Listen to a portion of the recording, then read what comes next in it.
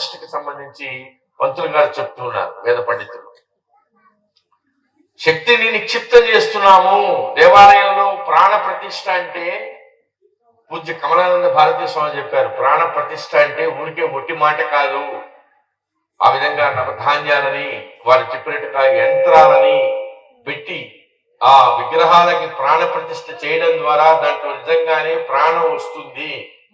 ఆలయంలో ఉన్న విగ్రహం మానవుడి లాగానే ఉచ్ఛ్వాస నిశ్వాసాలు ఉన్నటువంటి ప్రాణం ఉన్నటువంటి విగ్రహం, అది భగవత్ స్వరూపం. ఎందుకంటే చాలా మంది అవహేళన చేస్తూ ఉంటారు, ఎగతాళి చెప్పి వీళ్ళకందరికీ సమాధానం చెప్పాలి. మళ్ళీ భవిష్యత్తులో చాలా మంది ఎగతాళి చేస్తుంటారు, రాళ్ళని పూజిస్తారు ఏంద్రా మీరు పిచ్చోళ్ళారా, చెట్లను పూజిస్తారు ఏంద్రా, నదులను పూజిస్తారు ఏందిరా. రాళ్ళని పూజించడం లేదురా, రాళ్లలో ఉన్నటువంటి జీవాన్ని పూజిస్తున్నాం. రాళ్లలో జీవం లేదని చెప్పనండి ఎవరినైనా. రాళ్లలో జీవం ఉంది, సైన్స్ ఒప్పుకుంది ఆ విషయాన్ని. రాళ్లలో అణువులు ఉన్నాయి, అణువుల్ని ఇంకా ఇంకా విభజించుకుంటా పోతే పరమాణువులు ఉన్నాయి. ఆ పరమాణువు లోపల కేంద్రకం ఉంటుంది, న్యూక్లియస్ అంటారు దాన్ని. దాని చుట్టూతా ఎలక్ట్రాన్లు పరిభ్రమిస్తూ ఉంటాయి. జీవం లేని చోట పరిభ్రమణం ఉంటుందా? ప్రోటాన్లు ఉంటాయి. ఇవన్నీ ఉంటేనే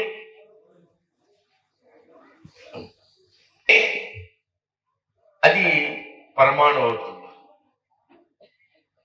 ఇవన్నీ కలిస్తేనే ఒక అణువు. ఎన్నో పరమాణువులు కలిస్తే ఒక అణువు, కొన్ని అణువులు కలిస్తే ఒక కణం, కొన్ని కణాలు కలిస్తే ఒక పదార్థం. ఇది అండము పిండము బ్రహ్మాండము అనేటువంటి తత్వాన్ని ప్రపంచానికి పరిచయం చేసిందే భారతీయులు మనం.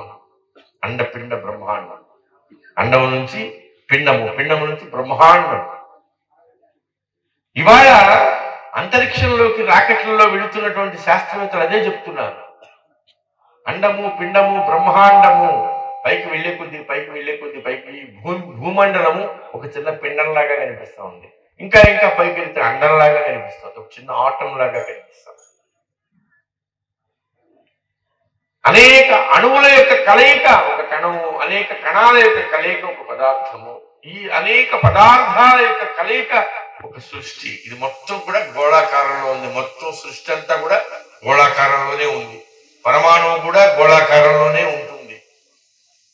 ఇదంతా ఇలాంటి తత్వాన్ని కొన్ని వేల సంవత్సరాల క్రితమే కనుక్కుంది ఈ జాతి, ప్రపంచానికి చెప్పింది.